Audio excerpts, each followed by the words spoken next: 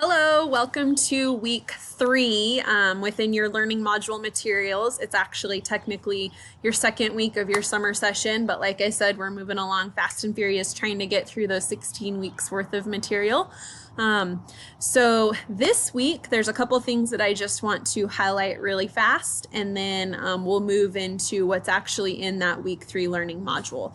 So under your grade center. So I really want you to be mindful of what's happening within your grade center. So I have gotten caught up on what's going on with your grading, and so you will want to go out and take a look at your grades. So over here on the left-hand side, when you're in your student view, you should be able to go out and see that you have completed your week 1 and coming into your week 2 grades for this semester. So go out, take a look at what those grades are. If you're questioning whether or not you've gotten full points, you will want to click on the feedback, because I do try to be very specific in the feedback that I give you so that you know whether or not you are maximizing those points. So go in, take a look at your grades, make sure everything's starting to look good, and pay attention to that feedback, because that does let you know where you maybe didn't get the total points that you were hoping for that specific assignment. So we'll go ahead and scroll down and take a look at your week 3 materials. So this week you'll be reading 3 chapters out of your Omnivore's Dilemma book, chapter 3, 4, and 5. And that covers the elevator. So it looks at basically getting corn from the farm to a central storage place. And so it'll talk about that. I've also embedded a video that gives you a quick glimpse into that process. It highlights a co-op here in the country that gets corn, similar mindset, to a central storage place for farmers. And then the next thing that you'll go into in chapter 4 talks about the feedlot. So this is really from an animal consumption standpoint, what happens with corn and basically how an animal from birth to slaughter, it doesn't really go into a lot of the slaughter, but from birth to basically to the feedlot. And you'll actually follow Michael Pollan really tries to follow his meat, and you'll see how complicated that process can be if you are purchasing meat from the grocery store. And then finally, chapter 5 goes into the processing plant and talks about really this idea of making complex foods. And he will talk about the most valuable food product that's refined from corn. And it should jump out to you pretty obviously if you're reading the text what that most valuable food product is that comes from corn. There's, I think, 530 billion bushels a year is made into this product for us to consume. So you'll really want to identify what that food product is. And then you'll be addressing that in your discussion board post. So just like every other week, you're going to go in and read those chapters. And then you've got some very specific questions that you need to address for this week's discussion board. Make sure that you address all of those questions and then respond to at least 3 of your peers. And remember that those are due no later than this Wednesday, June 13th by 11:59 p.m. So make sure that you take some time to get in there, read the 3 chapters, and then post that initial discussion board.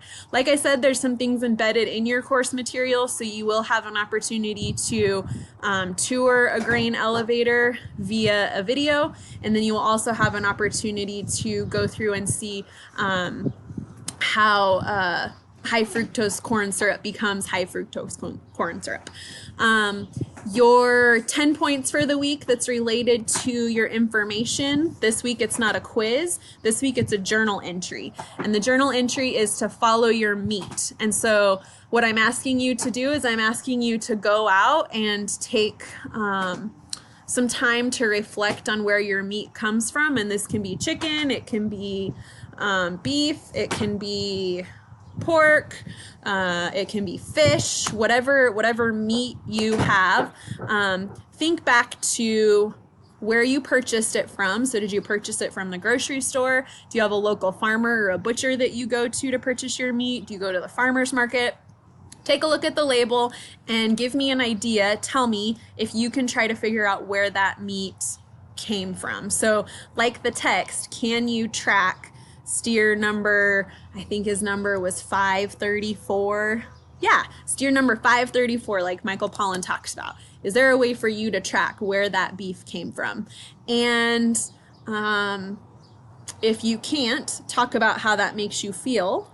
If you can, talk about how that makes you feel. Does that make you feel better as a consumer or worse as a consumer if you don't know where your meat is coming from? And was it easy to track it or was it hard? And in order to do a journal entry, you're just going to click on that following your meat journal option. And then up here, you're going to see this little thing that says create journal entry.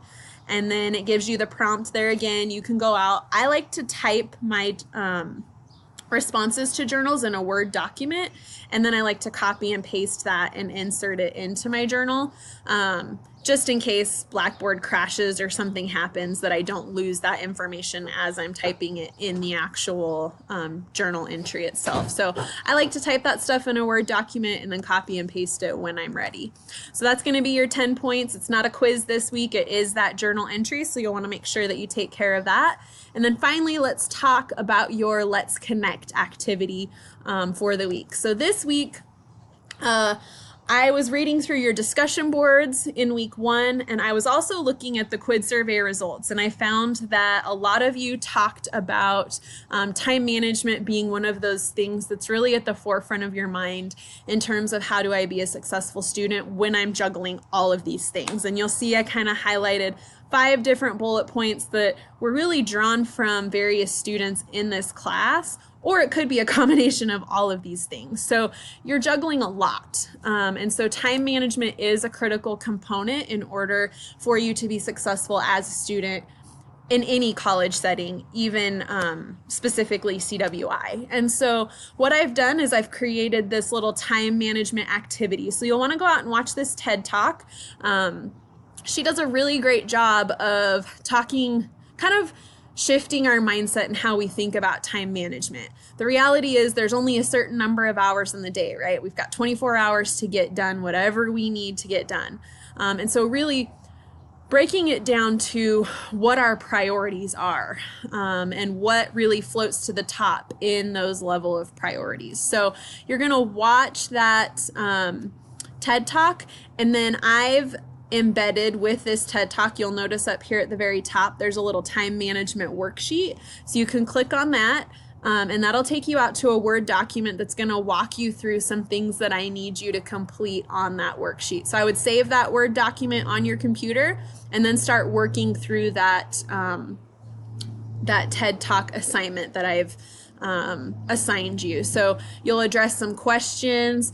You'll think about the 2 different scenarios that she posed. One of them was on the professional side, basically writing your review for next year. So every year we have an annual evaluation. If I was going to sit down next year and say, this is how I want my annual evaluation to say that I've accomplished these things, what would those things be? And then on the personal side, so a lot of times Laura alludes to this idea that during Christmas time, you get these letters from people, and these letters always talk about all the wonderful things that they've done over the year. So if you were to write your holiday letter right now, what would you want that to say? What would you want to be able to tell people personally that you've accomplished over this last year? And then you want to start creating those priority lists. So you really want to think about, in my career, what are those 3 priorities that I have in the next year? Or you can even think about in the next 7 weeks of this course. What are those priorities within my career, my relationship, and myself? And then within that, you're going to take some time to then fill in basically an activity sheet. So you've set aside those priorities, you're going to list those priorities as your activity, and then you're going to start to kind of allocate how much time do I need to set aside in order to accomplish these things. And then your last piece is just really a reflection. So now that you've watched the video, you've had some time to reflect on what those priorities are. what did you learn about yourself, and then what are some changes that you might or might not make moving forward, now that you know you have this awareness of time management. And then you will upload your completed worksheet as your final assignment for this week 3 module related to time management. So as always, if you have questions, concerns, comments, you need help with anything, please feel free to reach out to me. You've got your little weekly checklist, so follow that. Hopefully that's super, super helpful. And again, I hope you have a fantastic week. I will check in again with you on Thursday after your week 3 materials are due and we move into week 4. Have a great, great rest of your few days. Thanks.